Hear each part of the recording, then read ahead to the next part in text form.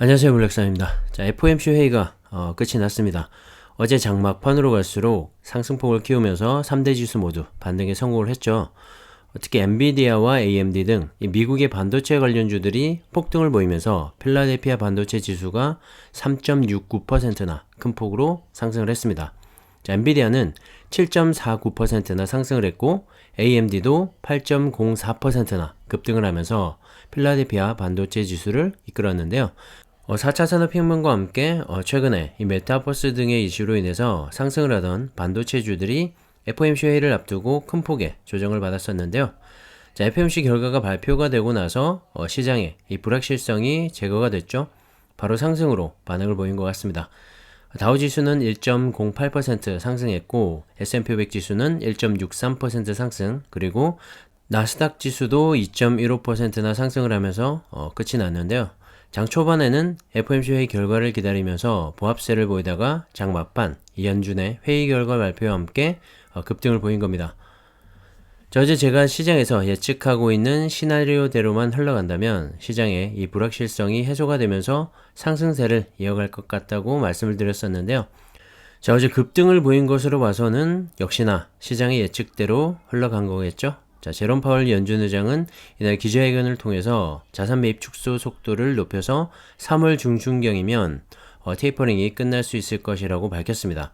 자, 그러면서 이 테이퍼링이 끝나기 전에 금리 인상은 기대하지 않고 있지만 완전 고용에 도달하기 전에 금리를 올릴 수는 있다고도 말을 했는데요. 자, 시장에서는 이 테이퍼링이 끝나기 전에 금리 인상은 없을 것이다 라는 연준의 말에 주목을 한 것 같고요. 혹시나 연준이 좀 더 매파적인 스탠스를 취하게 될지에 대한 불안감이나 불확실성이 없어지면서 지수의 상승을 이끈 것 같습니다. 특히 테이퍼링 속도를 높일 것이라고 시장에서도 예상을 했었죠. 현재 매달 150억 달러씩 줄여서 내년 6월에 이 테이퍼링이 끝날 예정이었는데 매달 이 300억 달러씩으로 규모를 늘려서 조기에 이 테이퍼링을 끝내는 내년 3월경이 되겠죠? 자, 그렇게 시장에서 예측을 했었는데 역시나 시장의 예상에 부합하는 결과를 내놓으면서 시장은 안도를 한 것 같고요. 만약에 300억 달러 이상으로 축소 규모를 늘려서 3월보다 더 빠르게 이 테이퍼링을 종료하겠다고 밝혔다면 시장은 또 한 차례 혼돈에 빠졌을지도 모릅니다. 하지만 연준의 회의 결과가 대부분 이 시장의 전망치에 부합을 하면서 시장에는 훈풍으로 다가온 것 같고요. 사실 금리 인상이 나쁜 것만은 아니죠. 다만 시장과 호흡하면서 천천히 올리느냐 아니면 시장의 예상을 빗나가느냐의 문제인 것 같은데요.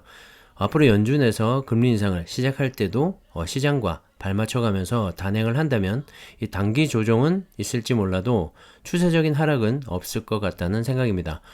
이제 당분간은 기업의 실적과 영업이익 그리고 성장성에 집중을 하면서 투자를 이어가도 될 것 같습니다.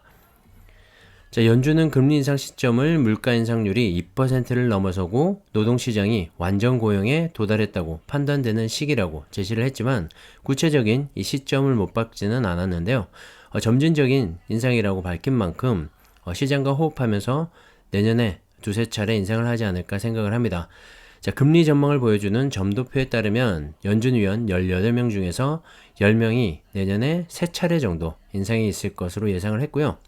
5명은 2차례 금리 인상을, 그리고 2명은 4차례, 그리고 또 1명은 1차례 정도 금리 인상을 전망을 했습니다.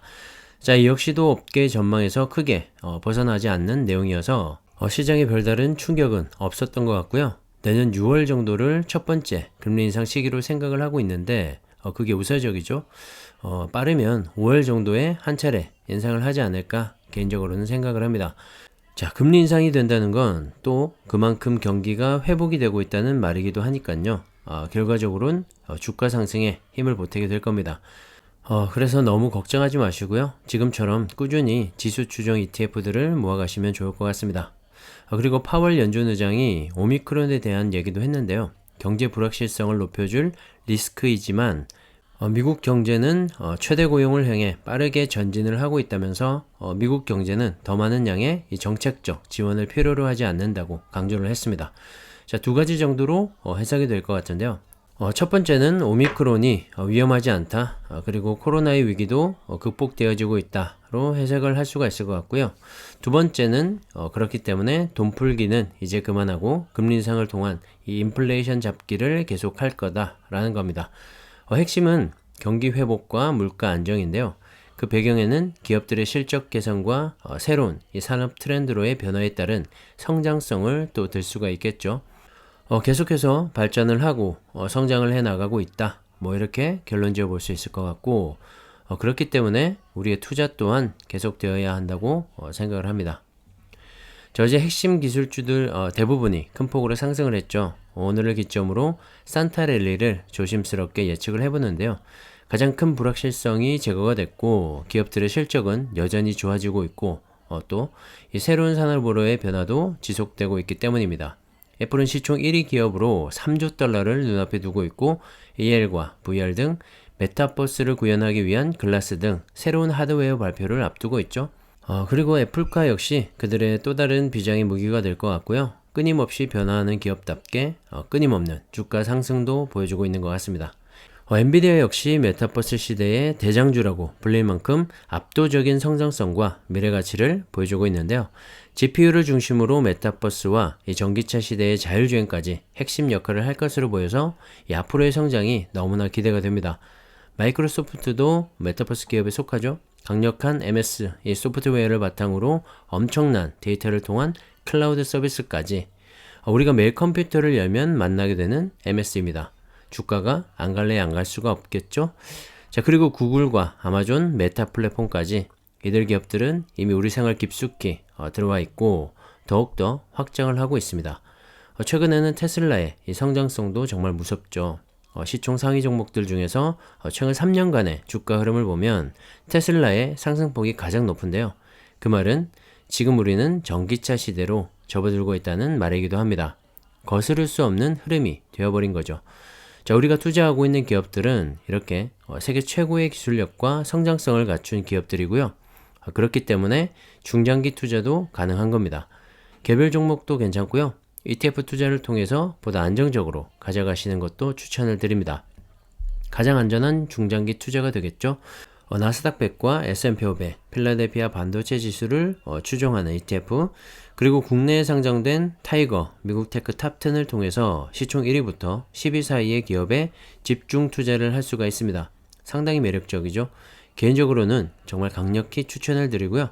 어느 종목을 선택하셔도 상관이 없을 것 같고 흔들림 없이 꾸준히 모아가는 게 가장 중요한 투자 포인트가 될 것 같습니다. 자, 한국이 향후 3, 4년간 이 세계 전기차 배터리 시장을 선점할 것이라는 전망이 나왔습니다. 자, 우리가 투자하고 있는 2차전지 분야라서 너무나 반가운 기사였는데요. 현재 미국과 유럽 등 전 세계 전기차 열풍으로 인해서 그들 역시 이 배터리 경쟁에 뛰어들고 있지만 하루 이틀 만에 극복할 수 있는 그런 배터리 기술력이 아니죠. 어느 정도 궤도에 올라서 이 안정화가 되기까지 시간이 걸릴 텐데요. 그때까지 이 전기차 배터리 수요에 대한 수혜를 현재 주도권을 쥐고 있는 한국이 받을 것이라고 예측을 했습니다. 사실 이런 예측에는 관련된 수치들이 바탕이 되기 때문인데요. 지난해 한국의 전세계 이 배터리 시장 점유율은 44.1%로 1위를 차지했고 배터리 수출 규모도 최근 5년간 꾸준히 상승을 해서 지난해에는 역대 최고의 수출 실적인 약 75억 달러, 하나로 약 8조 8천억 원 정도를 기록했습니다. 전기차용 배터리로도 올해 1월부터 5월 사이 점유율이 33.5% 수준으로 국내 배터리 3사의 배터리 사용량이 전년 동기 대비 모두 2배 이상 성장을 하기도 했죠. 특히 올해부터는 미국 내 전기차 보급 확대로 인해서 대미 수출이 지난해 같은 기간보다 400% 가까이 늘었는데요. 이건 시작에 불과하죠. 앞으로 미국의 전기차 시장 확장과 더불어서 배터리 수요 증가는 정말 폭발적으로 늘어날 것 같고요. 미국 시장의 수요는 대부분 한국에서 담당을 하게 될 겁니다. 적어도 2025년까지는 말이죠. 현재 배터리 3사 모두 미국에서 GM, 포드, 스텔란티스 등 완성차 업체와의 합작 공장을 세우고 있기 때문에 국내 배터리 3사를 비롯한 소재 부품 기업들의 성장은 정말 불보듯 뻔하고요. 성장폭 또한 어느 산업과 비교해도 뒤처지지 않을 것 같습니다. 자, 반도체가 처음 등장을 했을 때만큼의 성장성이 있을 거라고 감히 생각을 하고요. 이제부터가 시작이기 때문에 최근에 이 주가가 너무 올랐다고 부담을 가지거나 초조해하지 마시고요. 2차전지 배터리 산업의 구조적인 이 성장성을 보고 꾸준히 한번 모아가 보시기 바랍니다. 사실 이런 투자 기회를 만나는 건 정말 쉽지가 않을 것 같은데요. 한 산업의 이 구조적인 성장 말이죠. 그렇기 때문에 남들보다 좀 더 빠르게 선점을 해서 좀 더 오래 투자하시면 정말 좋은 결과가 있을 거라고 생각을 합니다. 전기차가 미국 시장에서 개화기를 맞은 만큼 우리나라 이 배터리 기업들이 부각이 되고 있는 것 같고요. 나머지 절반은 역시 중국 기업이 차지하고 있기 때문에 중국 시장 역시 버릴 수가 없겠죠. 그래서 2차전지만큼은 중국과 한국 시장 모두 투자하시면 좋을 것 같고요. 특히 2차전지의 핵심 원자재들은 70%가량 모두 중국에 의존을 하고 있는 상황이어서 중국 투자에 꼭 관심을 가져야 할 것 같고요. 자, 지금 당장 문제가 되는 건 아니겠지만 우리나라 배터리 기업들의 원자재 확보 노력도 상당히 중요해 보입니다. 물론 지금도 원자재 업체와의 제휴와 투자를 통해서 원자재 확보에 힘쓰고 있지만 앞으로도 그런 추이를 잘 지켜봐야 할 것 같습니다. 자, 올 들어 10월까지 중국 시장을 제외한 전 세계 전기차 배터리 시장에서 LG 에너지 솔루션이 1위를 차지했다고 합니다.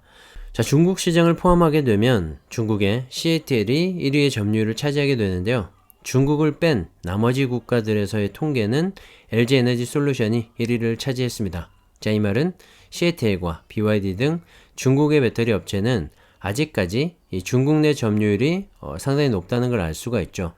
다시 말해서 자국 내 전기차 시장의 활성화에 따른 수혜를 이 자국의 배터리 업체가 보고 있다는 말이기도 합니다. 전세계 전기차 판매 1위를 차지하는 게 중국이기 때문에 그만큼 자국 내 입지가 단단할 수밖에 없고요.